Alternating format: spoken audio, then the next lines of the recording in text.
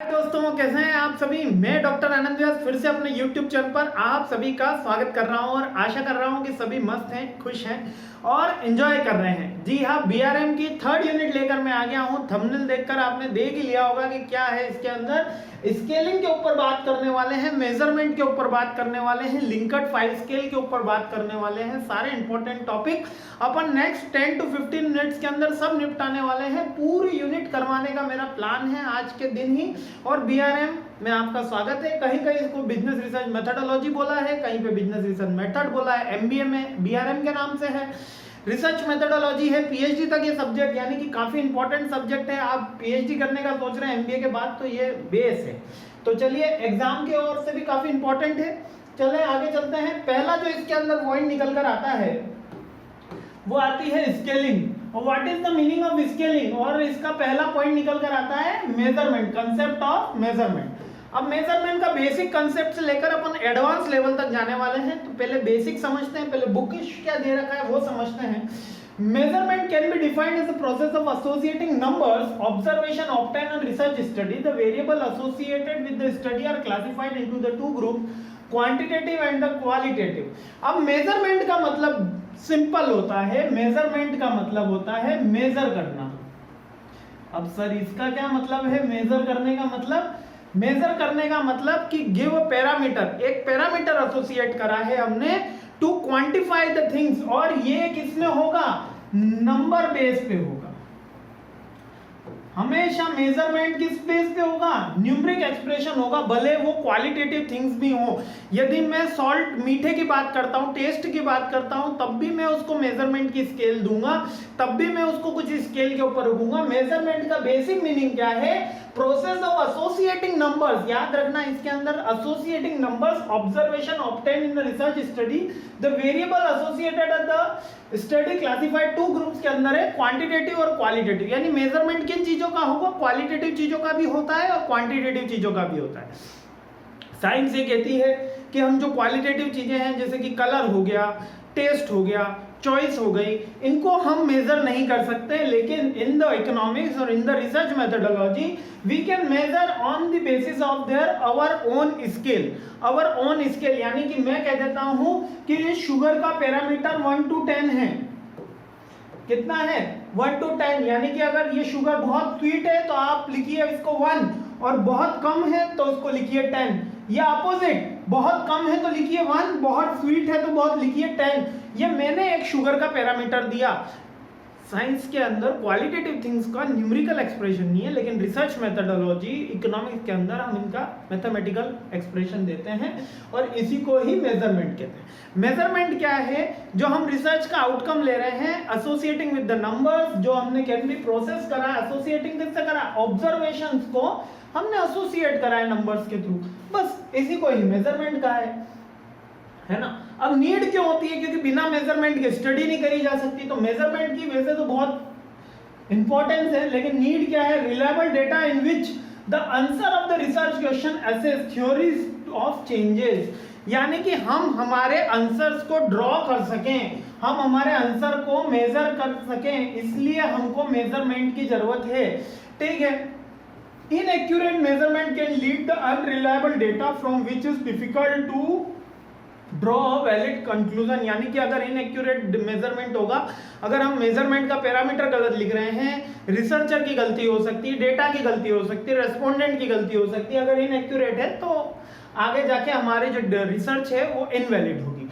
Basically measurement is the prime key for any kind of research.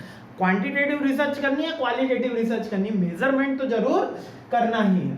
अब problems क्या है management की, management research में? अब ये प्रॉब्लम्स मैं आपको याद करवा देता हूँ। ये पूरा का पूरा पैराग्राफ आपको याद हो जाएगा, 5 मिनट के अंदर याद हो जाएगा। और कह रहा हूं कि याद हो जाएगा मतलब याद हो जाएगा।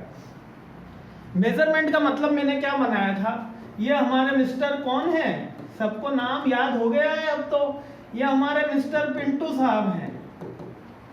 इनसे पूछा गया कि एक इनको चॉकलेट दी गई, एक XYZ कंपनी की चॉकलेट दी गई, और पूछा गया ये कितनी टेस्टी है। क्या पूछा गया? कितनी टेस्टी है। इसको रेटिंग दो, 1 2 3 4 5 रेटिंग दो। जो बहुत ज्यादा टेस्टी है, XYZ ने 5 वेरिएंट की वैक्सीन इनको दी, ABCD और E, 5 तरीके की चॉकलेट्स इनको दी और कहा कि आप रेटिंग दीजिए इनको 5 कैटेगरी पे कि कौन सबसे ज्यादा आपको पसंद आई और कौन सबसे कम। जो सबसे ज्यादा पसंद आया वो नंबर 1 पे, जो सबसे कम पसंद आया वो नंबर 5 पे। क्लियर है ना आपको? ये उनको मेजरमेंट का एक स्केल दे दिया गया, रेटिंग का एक स्केल दे दिया गया। आगे अपन इस स्केल के ऊपर भी डिटेल में बात करेंगे। मिस्टर पिंटू को चॉकलेट दे दी गई। अब इसमें क्या क्या प्रॉब्लम आ सकती है? पहली प्रॉब्लम कि भाई साहब इनको जिसने मेजरमेंट की ये बातें बताई 1 2 3 4 5, उसको पता ही नहीं था कि इसको क्रोनोलॉजिकल वे के अंदर लिखना है या रेस्पोंडेंट को बताना है। तो किसकी प्रॉब्लम? रिसर्चर की problem, researcher. Second, mister Pintu जो हैं उनको इतना टेस्ट में ही लगे रहे, इनको कोई मतलब ही नहीं था कि ये 1 2 3 पे मैं रखूं, एक्यूरेट डेटा नहीं दे पाए। तो रेस्पोंडेंट की प्रॉब्लम।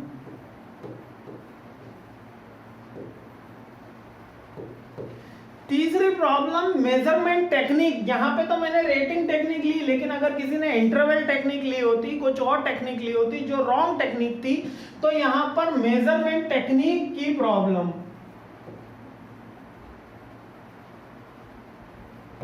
टेक्निक यानी कि कौन सी मेजरमेंट की टेक्निक ली? पहला रेस्पोंडेंट, रिसर्चर और मेजरमेंट। बोलो 3 याद हो गए ना? देखो वो पैराग्राफ भी याद हो गया। पहला है रिस्पोंडेंट की प्रॉब्लम, जूम करते हैं। पहला है रिस्पोंडेंट की प्रॉब्लम, ठीक है। दूसरी है सिचुएशन की प्रॉब्लम। पहला है रेस्पोंडेंट की प्रॉब्लम और दूसरी है सिचुएशन की प्रॉब्लम। तीसरा है मेजरर की प्रॉब्लम, मेजरर यानी कि जो रिसर्च करवा रहा है यानी रिसर्चर। फोर्थ है इंस्ट्रूमेंट की प्रॉब्लम और फिफ्थ है रिसर्चर स्किल की प्रॉब्लम। हाँ, अब मैं देखो यहां पर आपको किस तरीके से याद हुआ। रेस्पोंडेंट यानी मिस्टर पिंटू साहब की प्रॉब्लम थी। सेकंड सिचुएशन, द एटमॉस्फेयर ऐसा था, एटमॉस्फेयर ऐसा था कि मिस्टर पिंटू को क्या उस समय भूख नहीं लग रही थी। उस समय भूख न लगने के कारण वो जो चॉकलेट जो थी, मतलब वो हंग्री नहीं थे, जिस कारण से वो जो चॉकलेट का जो एक्चुअल टेस्ट उनको लेना था वो सभी उनको नॉट लाइकली तक जा रहे थे। तो सिचुएशनल प्रॉब्लम थी। मेजरर यानी कि जिसने उनको वो चॉकलेट की रेटिंग स्केल बताई, उसकी समस्या। नेक्स्ट है इंस्ट्रूमेंट, जिसपे उनको लिखना था वो पेन पेपर नहीं चल रहा था, मींस के किसी भी तरीका का इंस्ट्रूमेंट जिससे हम मेजरमेंट ले रहे हैं वो एक्चुअल में वर्क नहीं कर रहा था। और लास्ट है रिसर्चर, उसने भाई साहब ने रेटिंग तो लिख दी, लेकिन जो रिसर्चर है उसको एबिलिटी नहीं है कि नंबर 1 मोस्ट लाइकली और नंबर 5 लेस लाइकली है वो जानने की। तो दैट इज द 5। अब इसको अपन सिंपल वे के अंदर और कर देंगे, तो इसको RSMIR, इसकी शॉर्ट फॉर्म क्या बनी है? RSIMR,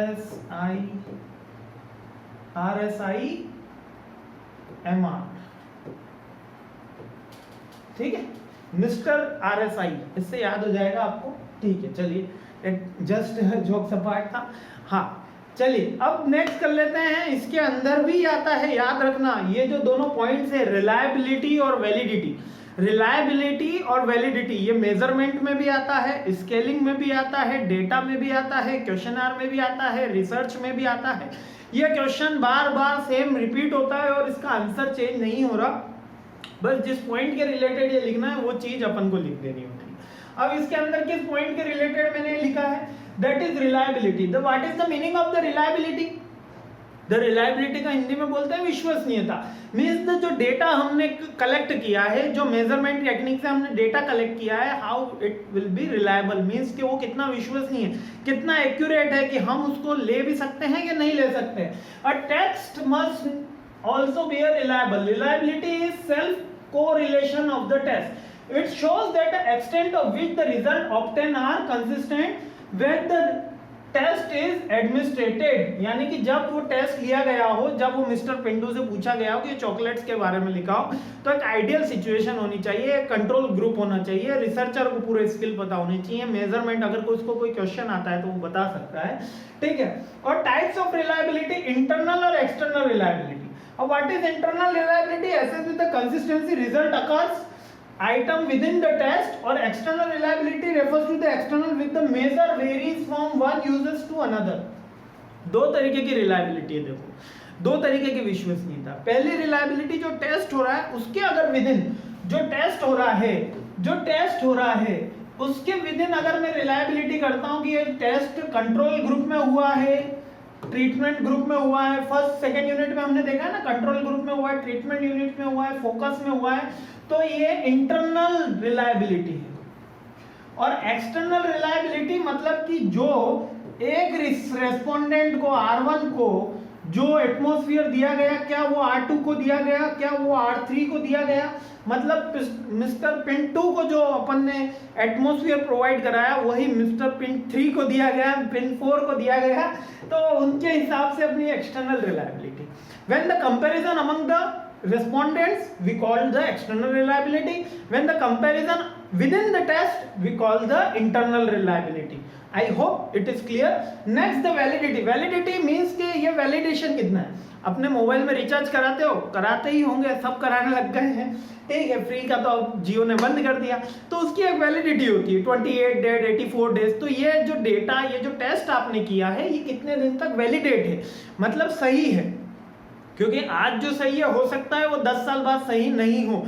आप आज से अगर कोई 10 साल पहले की कल्पना करे कि कोई एक ऑनलाइन से मैं आपको पढ़ाऊंगा और आपका एक टीचर आपको पढ़ाएगा, तो आप उस पर हंस सकते थे, लेकिन आज ये संभव है, ठीक है। तो validity is another prerequisite for a test to be sound. Validity indicates to extend which is the test measure is what is intended to measure when compared with some outside independent criteria. In other words, is the correlation of the test with the some outside criteria. यानी outside में जो criteria बना हुआ है, यानी market situation कैसी है, market situation, या मैं कहूँ इसको other word में external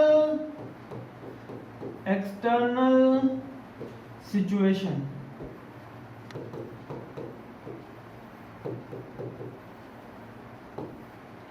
एक्सटर्नल सिचुएशन, तो ये मार्केट सिचुएशन कैसी है, एक्सटर्नल सिचुएशन कैसी है, मैंने जो टेस्ट लिया है वो वैलिडेट है कि नहीं है, मींस कि वो इंप्लीमेंट करे जा सकते हैं कि नहीं करे जा सकते, वो एक्सेप्टेबल है कि नहीं है, that is the basic meaning of validation. Okay, the level of measurement. अब ये मेजरमेंट के टेक्निक्स टाइप बहुत इंपॉर्टेंट टाइप्स हैं और ये बार बार एग्जाम में पूछा जाने वाला बड़ा क्वेश्चन है। कौन सा बड़ा क्वेश्चन है? द मेजरमेंट के लेवल्स। मेजरमेंट के लेवल्स अभी अपन इस पूरे के पूरे को निपटा देंगे। अब 4 टाइप्स ऑफ मेजरमेंट लेवल्स हैं। मेजरमेंट के लेवल्स का मतलब कि हम जब कोई चीज मेजर करते हैं तो उसको कुछ ग्रेड देते हैं। क्या देते हैं? ग्रेड देते हैं या रेटिंग देते हैं या कुछ इंटरवल देते हैं। इंटरवल का मतलब 10, कोई रेंज दे दी मैंने, 10 to 20, 20 to 30, ये रेंज दे दी मैंने, ठीक। ग्रेड का मतलब मैंने ABC लिख दिया, रेटिंग का मतलब 1 2 3 कर दिया, ठीक है, गेटिंग माय पॉइंट। तो ये डिफरेंट काइंड्स ऑफ मेजरमेंट है। अब इसी के कुछ टाइप्स हैं, लेवल्स हैं। पहला है नॉमिनल लेवल।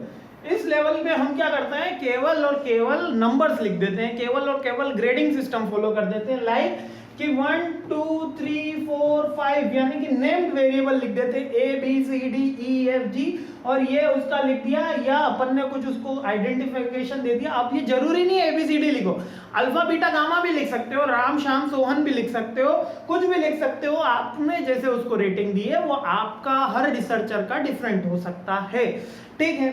इसलिए रिगिड मत बनना कि सर इसके अंदर ऐसा ही होता है ऐसा ही होता है, ना, ऐसा कुछ भी नहीं है। नॉमिनल का मतलब, नॉमिनल मेजरमेंट का मतलब when we only deal with one variable.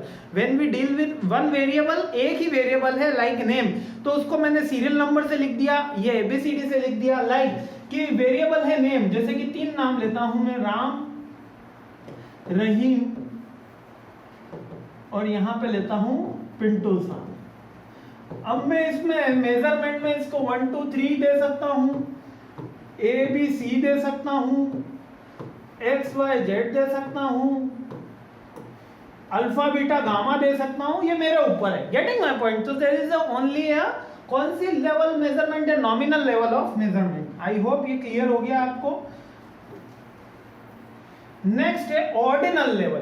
Well यहां पर तो मैंने नाम भी दिया है और एक पर्टिकुलर उसके साथ ऑर्डर्ड वैल्यू भी दी है, यानी कि यहां पे मैं कह रहा हूं Ram is belongs to 1, Shyam is belongs to 2, Rahim is belongs to 3, Raj is belongs to 4। तो यहां पर मैंने एक वेरिएबल के साथ उसको एक पर्टिकुलर क्रोनोलॉजी भी दे दी है, राम, रहीम, मोहन, शोहन, जो भी देना हो, पिंटू, सोहन, जो भी देना हो, लेकिन हमने उसको एक पर्टिकुलर आइडेंटिफिकेशन दे दिया। ये ऐसे भी कर सकते थे, श्याम लिख के उसको क्रोनोलॉजी में हम स्टार बना सकते थे, हम राज को सिंबल दे सकते थे, रहीम को स्टार बना सकते थे, ये वाला। तो 3 मैंने उसको सिंबल दे दिए। There is only a kind of कि जब हमको 2 वेरिएबल पे मैंने उसको एसोसिएट करा, कोई ऑर्डर्ड वैल्यू दे दी है, ठीक है। अब ये ऑर्डर्ड वैल्यू भी 1 2 3 होना जरूरी नहीं है, ये ऑर्डर्ड वैल्यू भी सिंबॉलिक हो सकती है, डिपेंड करता है, ठीक है। इसको कहते हैं ऑर्डिनल वैल्यू। यहाँ पर वेरिएबल्स 2 या 2 से ज्यादा हो सकते हैं, लेकिन याद रखना नॉमिनल स्केल के अंदर हमेशा एक ही वेरिएबल होता है, यहाँ पे एक से ज्यादा वेरिएबल हो सकते हैं। अब थर्ड होता है इंटरवल वैल्यू। इंटरवल वैल्यू में क्या होता है, यहाँ पे हम नेम भी दे रहे हैं, ऑर्डर भी दे रहे हैं और इंटरवल भी दे रहे हैं। इंटरवल का मतलब यहाँ पर इस तरीके से है, is like Ram derives between 10 to 50, Rahim derive between 51 to 100, Raj derive between 101 to 200। Okay, ये मैंने कुछ इंटरवल दिया है, ये एबनॉर्मल इंटरवल है क्योंकि पहले के अंदर तो 50 का डिफरेंस, 40 का डिफरेंस है, फिर 50 का है, फिर 100 का है, तो एबनॉर्मल इंटरवल है। ये अपन आगे सीखेंगे, कभी आपके कोर्स में आएगा कि ये वाले को क्लासिफाई कैसे करते हैं, लेकिन अभी केवल अपन को ये याद रखना है इंटरवल और ऑर्डिनल की एक नेक्स्ट अप्रोच।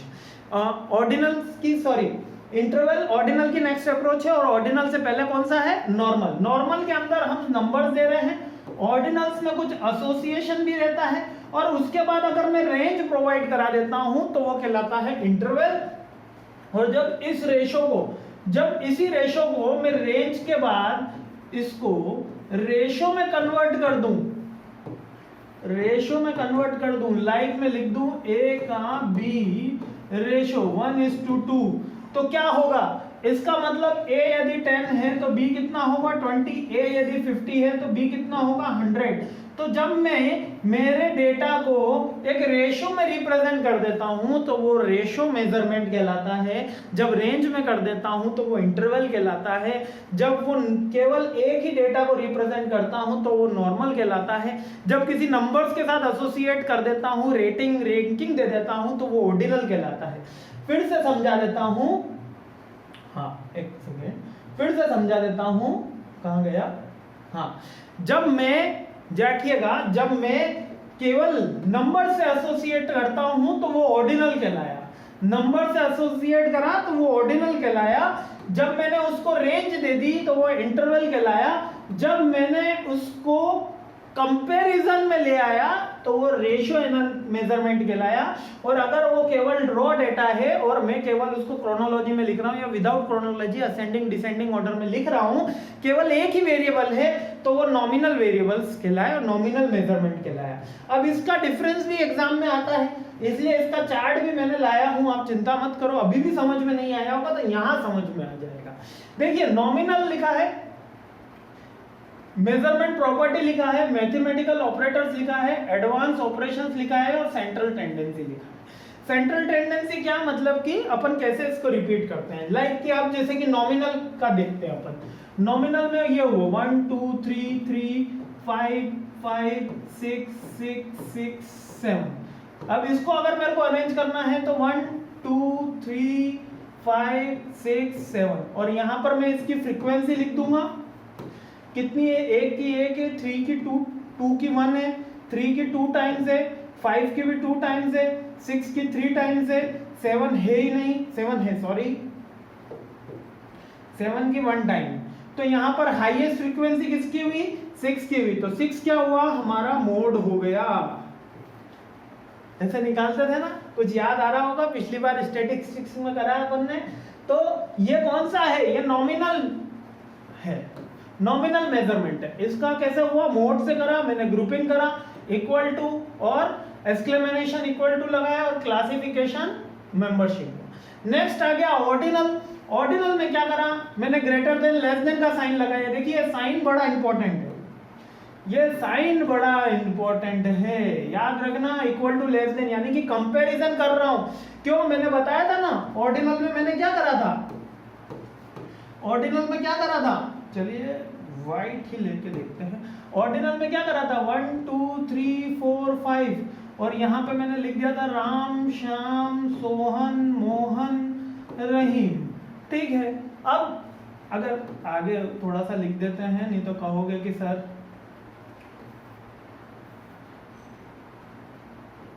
ठीक है।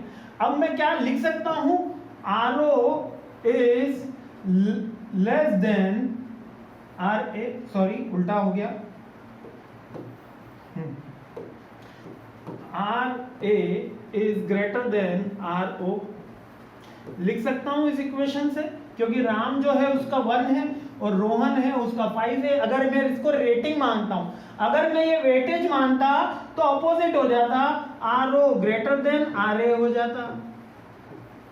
अगर मैं इसको वेट मानता, अगर 5 वेट मानता तो RO बड़ा हो जाता और रेटिंग मानूंगा तो RA बड़ा हो जाएगा। Getting my point, that is the measurement ordinal level, इसको ऑर्डिनल लेवल का मेजरमेंट बोलते हैं, ठीक है। कंपैरिजन किया जाता है, सॉर्टिंग किया जाता है और मीडियन इसका पॉइंट होता है। नेक्स्ट है इंटरवल। इंटरवल के अंदर प्लस माइनस और डिफरेंस लिखा जाता है यार्ड स्टिक पे, और मीन डेविएशन इसके अंदर हम सेंट्रल टेंडेंसी में चेक करते हैं। रेशो आपको पता ही है, स्टार या ऑब्लिक में अपन लिखते हैं, लाइक 2/5 3/2 1/2 और इसका रेशियो एनालिसिस होता है और जियोमेट्रिक कोएफिशिएंट ऑफ वेरिएशन निकाला जाता है और मैग्नीट्यूड अमाउंट निकाला जाता है। इस तरह से सिंपल है, ये आपको याद ही करनी होगी, इसमें ज्यादा कुछ समझने लायक नहीं है, लेकिन सब कुछ याद करने लायक है। इसकी पीपीटी जल्दी ही टेलीग्राम ग्रुप पर आ जाएगी, आप वहां से ये सारा का सारी चीजें अच्छे से याद कर लीजिएगा। बहुत ही इंपॉर्टेंट क्वेश्चन बनता है, द लेवल्स ऑफ मेजरमेंट, यानी द टाइप्स ऑफ मेजरमेंट भी पूछ लिया गया तब भी यही लिखना है, और लेवल पूछ लिया गया तब भी हमको यही लिखना है। जो नेक्स्ट टॉपिक आता है वो हमारा, हाँ अब जो आ रहा है एटीट्यूड स्केलिंग, हाँ एटीट्यूड से संबंधित है और स्केलिंग टेक्निक के ऊपर है। तो सेकंड पार्ट में बात करते हैं, फर्स्ट पार्ट आपको कवर अप करा दिया है। Thanks for watching my this video, I really appreciate your time. और मुझे बताना मेजरमेंट समझ में आया कि नहीं आया, अगर नहीं आया तो भी बताना, आ गया तो भी बताना। आपका फीडबैक से ही मैं अपने आप को इम्प्रूव कर सकूंगा और आपको और ज़्यादा से ज़्यादा क्वालिटी लेक्चर्स प्रोवाइड करा सकूंगा। Thanks for watching my this video, I really appreciate your time, thank you.